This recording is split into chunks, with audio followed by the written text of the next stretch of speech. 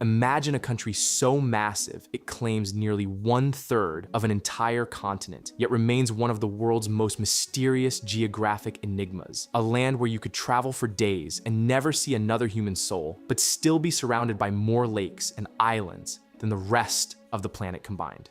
Welcome to the Great White North. From its jagged Arctic peaks to its sun-drenched prairies, we are diving into 15 of the most shocking geography facts about Canada. And to kick us off, do you know the mind-bending number of islands hidden within its borders? The answer is more complex than you think. Welcome to GeoAtlas.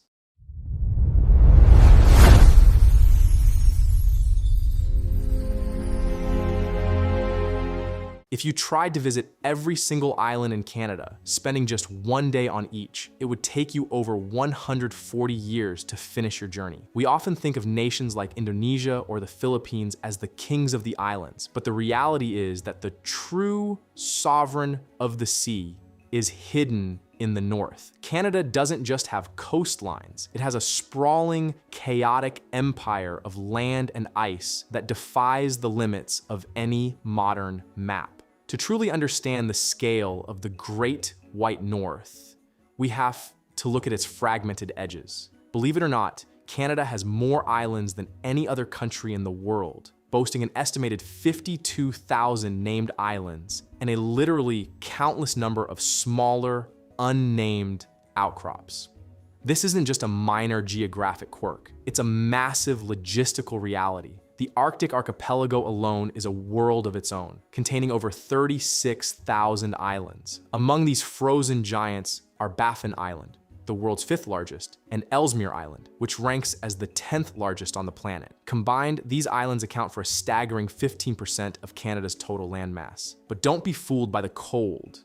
These aren't all barren Arctic tundras. Canada's islands offer an incredible, almost surreal diversity. In the east, Prince Edward Island is a picturesque landscape of rolling farmland and red sand beaches. In the total opposite direction on the west coast, Vancouver Island and Haida Gwaii feature ancient, lush rainforests and towering mountain ranges that look like they belong in a fantasy novel. However, there is a catch. Unlike island nations such as Indonesia or the Philippines, which are home to hundreds of millions, Canada's islands are often profoundly remote and sparsely inhabited. This isolation makes them one of the last frontiers for scientific research, high-end tourism, and global environmental conservation. And because Canada possesses such an overwhelming number of islands, it also holds another, even more shocking world record: the longest coastline in human history.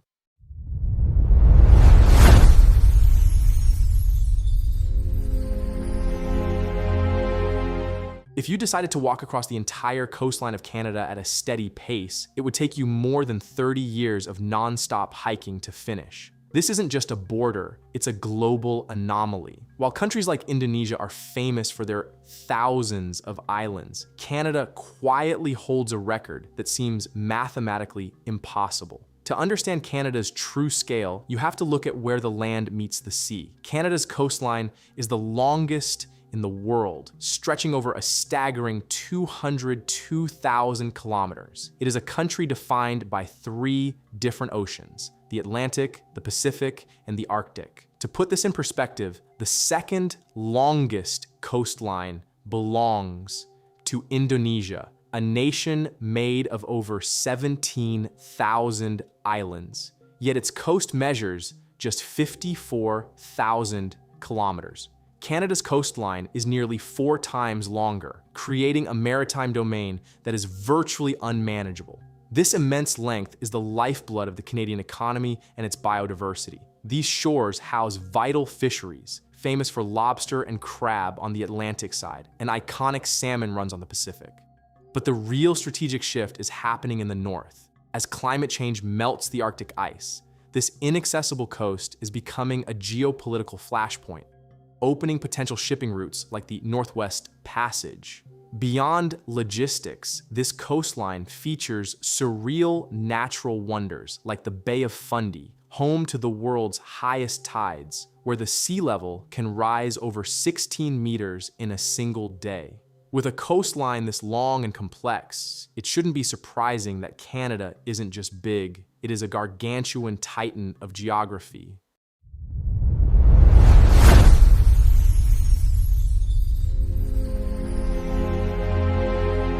Imagine a country so vast you could drop the entire European Union into its borders and still have room for several more countries. A land that is the second largest on Earth, yet has fewer people than the state of California. It's a geographic paradox, a global titan with almost no one inside. To grasp the true scale of the North, you have to look at the numbers. Canada covers a vast 9.98 million square kilometers, officially making it the second largest country on Earth, trailing only behind Russia. It is so gargantuan that you could fit the entire European Union into its borders with room to spare. However, this is where the geography gets strange. Despite this massive territory, Canada's population is only about 40 million people.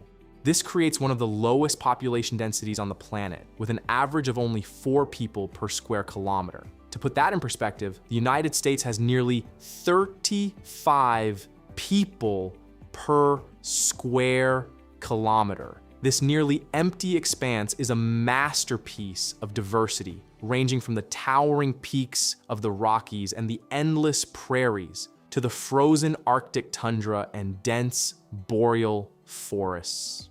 From the temperate rainforests of British Columbia to the icy reaches of Nunavut, and from the flatlands of Saskatchewan to the rugged shores of Newfoundland, the scale is simply overwhelming.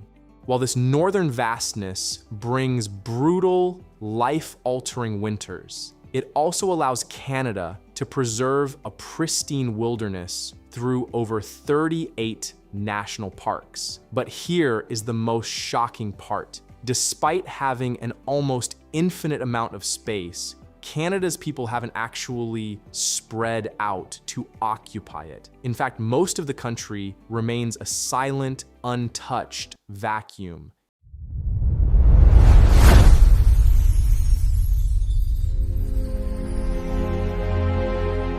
Canada is the second largest country on Earth. Yet if you look at a population map, it appears almost like a hollow shell. Why does a nation with nearly 10 million square kilometers of territory choose to crowd 75% of its people into a tiny sliver of land that nearly touches the United States? Despite Canada's immense and intimidating size, the vast majority of its residents are huddled together. Approximately 75% of its population lives within just 100 miles of the US border. This narrow, overcrowded strip of land accounts for less than 5% of Canada's total area, yet it contains the country's economic engines like Toronto, Vancouver, Montreal, and Ottawa. This extreme concentration is a direct result of geography and climate.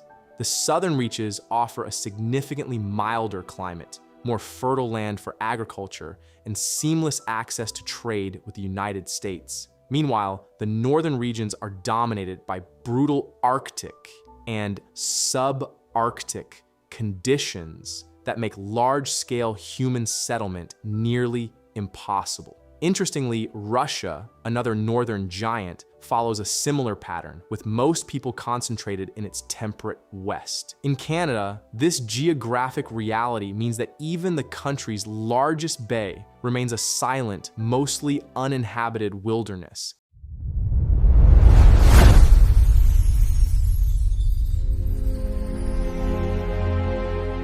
In the heart of northeastern Canada lies a body of water so massive it could be mistaken for an ocean.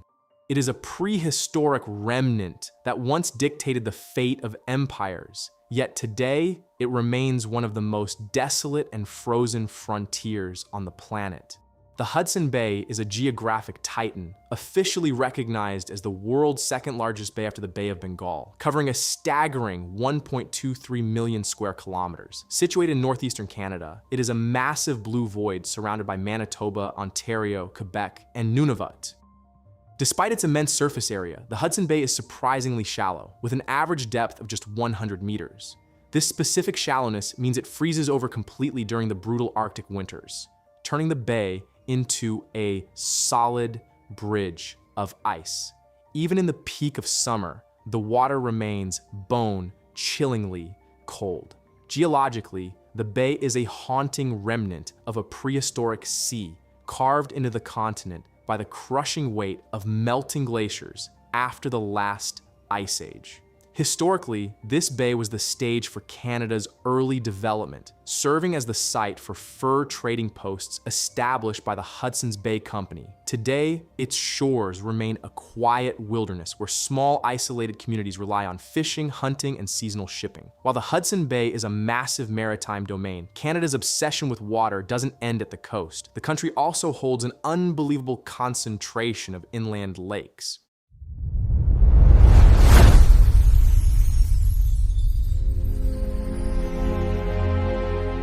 If you looked at a satellite map of the Earth and removed everything except the freshwater, Canada would be the brightest spot on the planet. It is a nation that doesn't just have water, it is practically defined by it, holding a liquid treasure that most countries can only dream of. To understand Canada's dominance in natural resources, you have to look at its blue heart. Canada is home to more lakes than any other country on Earth, boasting a staggering total of over 2 million. In fact, there are 31,725 lakes that are larger than 3 square kilometers, covering a massive portion of the country's total area. This stands in a shocking contrast to nations like Australia, famous for its arid landscapes and severely limited freshwater resources. Among these aquatic giants is Lake Superior, shared with the US and known as the world's largest freshwater lake by surface area. Then there is Great Bear Lake, located entirely within Canadian borders and recognized as the country's largest lake by volume. These vast basins are not just scenic wonders, they are the backbone of Canada's hydroelectric power, providing clean energy to millions. Altogether, Canada's Great Lakes system, which also includes Lake Ontario, Erie, and Huron, contains an unbelievable 20% of the world's entire freshwater supply. With such a chaotic and massive system of water, it only makes sense that these inland seas would eventually develop their own mysterious islands.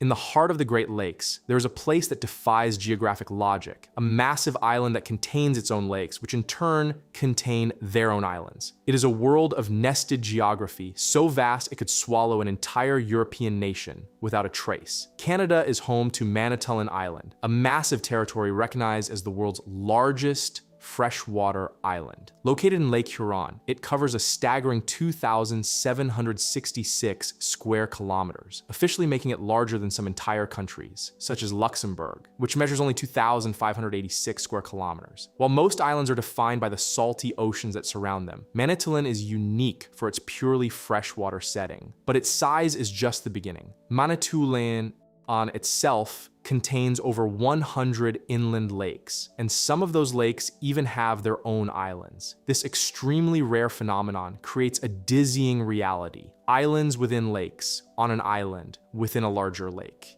Treasure Island is the ultimate example of this, holding the record as the world's largest natural island in a lake on an island in a lake.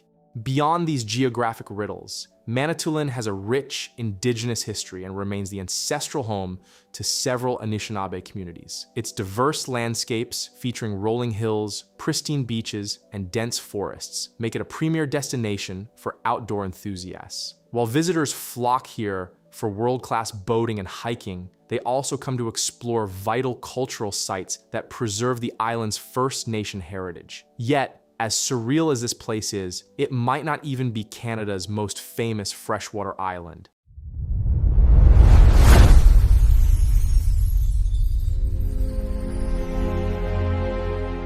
When you think of Canada, you likely imagine endless snow and Arctic winds. But what if I told you that a part of this northern giant actually sits further south than the palm trees of Northern California? There is a hidden point in Canada that shares its sun with Rome and Chicago, defying every stereotype of the Great White North. Canada's geography is full of surprises, but perhaps none is more shocking than its southernmost tip. Middle Island, located deep within Lake Erie, sits at 41.4 degrees north. This coordinates mean it is actually farther south than parts of Northern California and lies on the exact same latitude as global cities like Rome and Chicago. This location consistently baffles visitors because Canada is so deeply associated with subarctic cold and snow-covered landscapes. However, there is a catch. You won't find any towns here. There are no permanent settlements on Middle Island, as the entire territory is a strictly protected conservation area. Technically, if you are looking for the southernmost point where people actually live, you would have to head just a little north to Pile Island. All in all, the difference is minimal, and both remain well south of a significant portion of the northern United States. We have now explored Canada's extreme north and its sunnier south, but that leaves one massive question. What exactly lies in the vast, mysterious middle?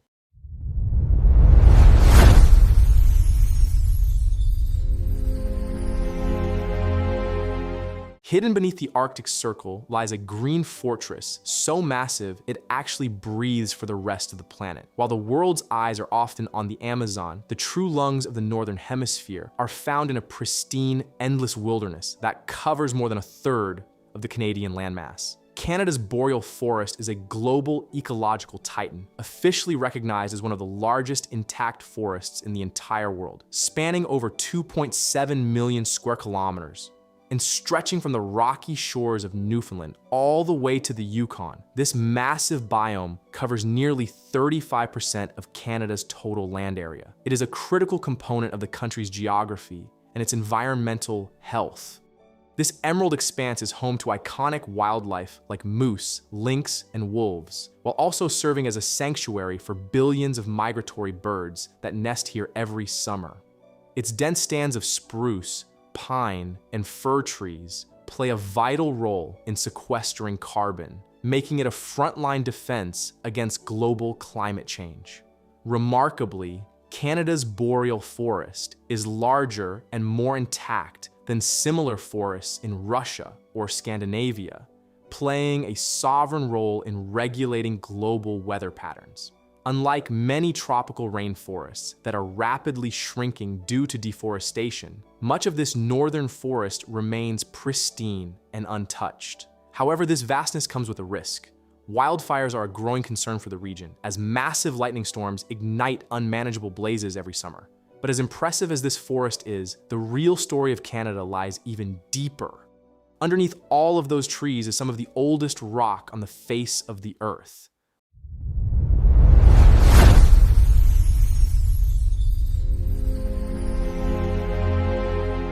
What if the ground you're walking on is almost as old as the planet itself? Deep within the Canadian wilderness lies a geological time capsule, a massive expanse of stone that has survived for billions of years, witnessing the very birth of the Earth's crust long before the first signs of life ever appeared.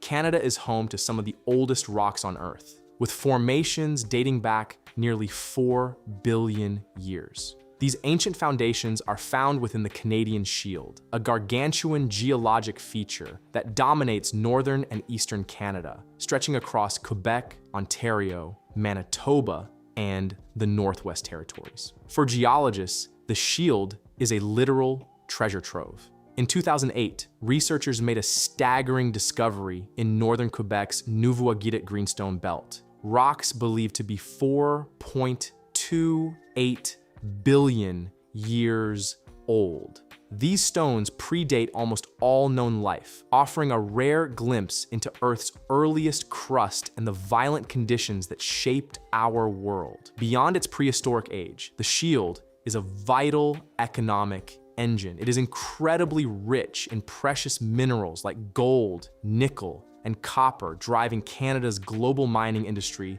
for over a century. This rugged, ancient landscape, dotted with thousands of lakes and dense forests, also functions as a massive carbon sink, absorbing more carbon from the atmosphere than it releases. However, as immense as this bedrock is, the Canadian Shield eventually meets its match at the Great Divide.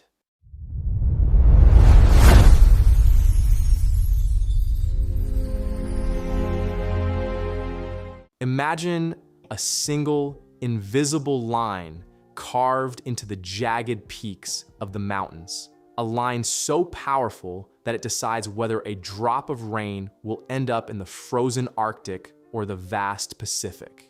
It is the ultimate hydrological spine of the Americas. And in Canada, it creates a natural barrier that defines the very climate of the continent. Similar to the United States, the Continental Divide runs directly through Canada's towering Rocky Mountains, acting as a massive geographical valve. This line separates the critical watersheds that flow into the Pacific Ocean from those that surge toward the Atlantic and the Arctic Ocean. This divide is no minor feature. It stretches from the wilds of Alaska, down through Canada and the US, and all the way to South America, making it one of the longest and most significant hydrological divides on the planet. In Canada, this phenomenon is most pronounced in British Columbia and Alberta, where the Rockies form a dramatic, nearly impassable natural wall. Because of this ridge, rivers like the Columbia are forced to flow west into the Pacific, while the Saskatchewan River system carries its massive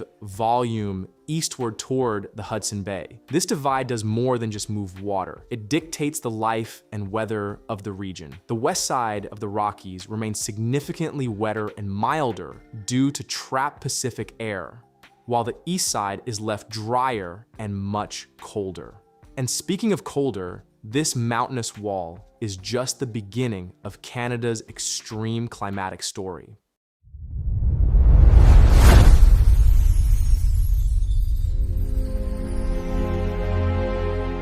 Imagine a territory so massive it rivals the size of Mexico, yet its entire population could fit inside a single mid-sized football stadium. This is Canada's newest frontier, a gargantuan expanse of ice and rock that was redrawn on the map to correct a centuries-old historical oversight.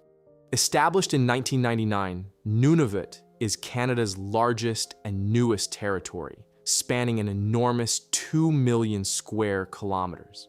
To put that in perspective, this single territory is almost the size of Mexico. Despite its staggering scale, it has a total population of just over 41,000 people, making it one of the least densely populated inhabited areas on Earth. Nunavut is primarily the ancestral home of Inuit communities, who have thrived in this extreme environment for thousands of years. The territory's creation was a landmark moment in modern history, born from a land claim agreement that granted the Inuit self-governance and official recognition of their deep cultural heritage. Its capital, Iqaluit, serves as the largest settlement and administrative heart. Yet even here, the population is just over 7,000 residents. The geography of Nunavut is a masterpiece of the Arctic, a world dominated by endless tundra, rugged mountains, and hundreds of thousands of fragmented islands. It is home to stunning natural landmarks like Baffin Island and the deep, dramatic fjords of Auyuituk National Park.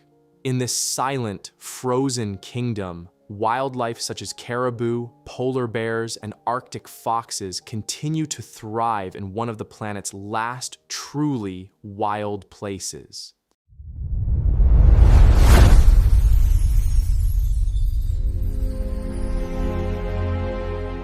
In the remote corner of the Yukon, there is a mountain so massive it has the largest base of any non-volcanic peak on Earth. It is a frozen titan that is literally rising higher every single year, fueled by the slow motion collision of tectonic plates that are reshaping the North American continent as we speak. Towering at a staggering 5,959 meters, Mount Logan in the Yukon is Canada's tallest peak and the second highest mountain in North America, surpassed only by Denali in Alaska.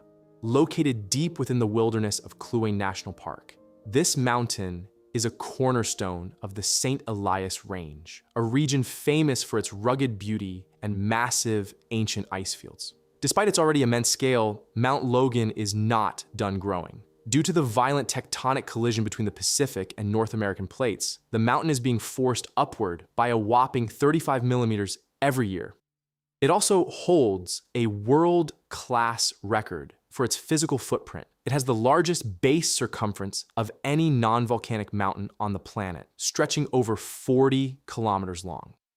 While it remains less famous than Everest or Denali, Mount Logan presents climbers with equally lethal conditions. Temperatures on its slopes can plunge below -45 degrees Celsius, and Arctic storms can trap expeditions for weeks at a time. These extreme conditions have kept the mountain relatively untouched by human activity, but something that has certainly not gone untouched is Canada's vast and strategically vital oil reserves.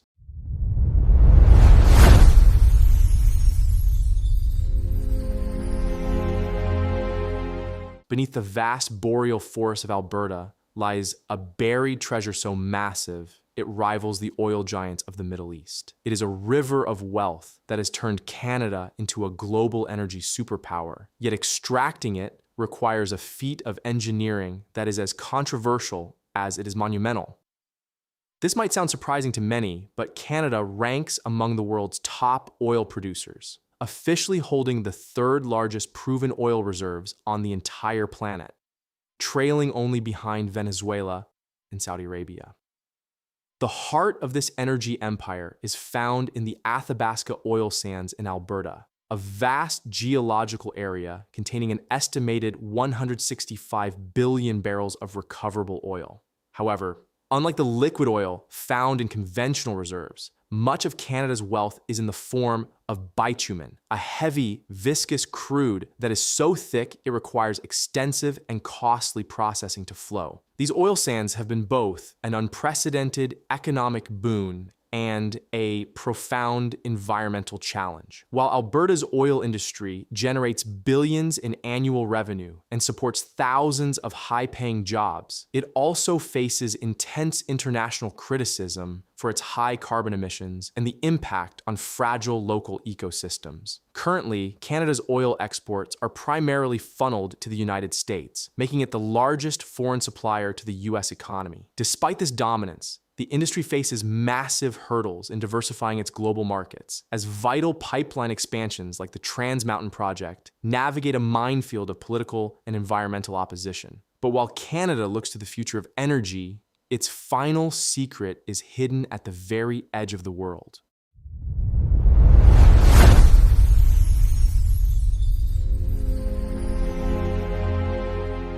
In a world where speed is everything, Canada presents a unique challenge. It is a country so wide that when the sun is setting on one coast, the other coast is just finishing their morning coffee. It's a nation that occupies 6 different temporal realities, creating a logistical puzzle that almost no other country has to solve. Finally, to truly grasp the horizontal scale of this giant, you have to look at the clock. Canada spans 6 primary time zones, making it one of the most time-diverse nations on Earth. From Pacific time in British Columbia to the unique Newfoundland time in the Far East, these zones are a direct reflection of a geography that stretches across an entire continent. Newfoundland is particularly unique, operating on a rare half-hour offset, a temporal quirk shared by only a handful of places worldwide. While this diversity is essential for coordinating global trade, especially with its southern neighbor, it poses massive internal challenges. The US shares 4 of these zones, making cross-border business smooth, but national coordination within Canada is a different story. Live broadcasts and political speeches almost always cater to Eastern time, forcing those in the West or the Atlantic provinces to tune in at odd, often inconvenient hours. It is a striking reminder of Canada's immense size. When people in Vancouver are just waking up, those in Newfoundland are already preparing their lunch. And on a personal note, looking at the maps and the data, it's clear that Canada is more than just a neighbor. Despite the current global anxieties and the words of world leaders that may cause distrust or hurt, my commitment to the Great White North remains unshakable. As someone from the Pacific Northwest, Canada feels like home. I believe in a free, independent, and prosperous Canada, and in my view, that is exactly how it should remain forever. I hope you guys enjoyed this video. If you did, please subscribe to the channel, and of course, I'll see you next week. Goodbye.